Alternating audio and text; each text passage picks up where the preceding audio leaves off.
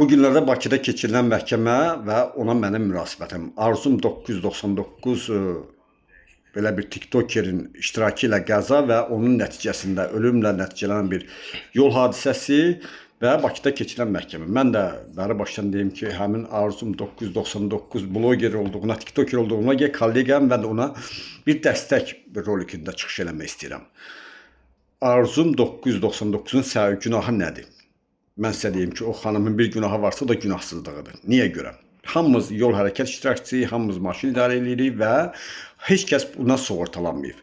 Gecə vaxtı yolun sürəti bəllidir, məhdudiyyət var, yaşayış məntəqəsi olduğu yerdə həmin xanım dönmə işığı yandıraraq sola dönmək istəyir. Normal halda, məsələn, gündüz, gecə bunun fərqi yoxdur. Yol hərəkət qaydasında gecə gündüz, yəni görünən bir məsafədən dönmək istəyir.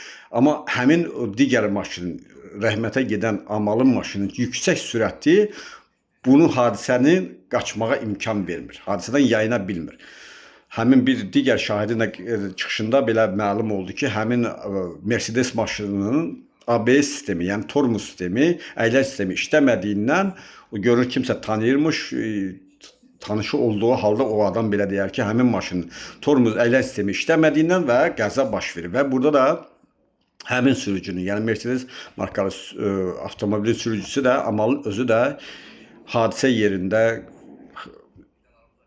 demək olar ki, həyatını itirib. Düzdür, həmin deyilən məlumata görə Arzu xanımın həmin o qəzadakı iştirakından sonra tam eləyirdi ki, onu hadisə yerindən qaçıb, sonra məlum oldu, şahid də qismində çıxış elədi və videoda var, həmin xanım həmin hadisə yerində həm təcili yardım çağırmasında iştirak edib, həm də yaralılara kömək eləməyə çalışıb və əlindən gələni eləyib. Yaxşı, bu adamın günahı nədir?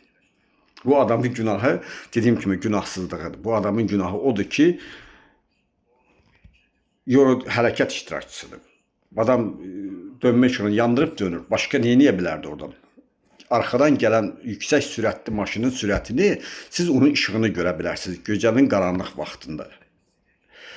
Onun hərəkət istiqamətini, hərəkətin sürətini kimsə ölçə bilməz. O da normal halda, məsələn, dönmək istəyir və hadisənin iştirakçısı, yəni Amal bəyin idarə etdiyi yüksək sürətli maşın gəlir ona, demək olar çırpılmadan da hərəkət müvazinətini itirir və betona çırpılır. Və nəticədə bəllidir.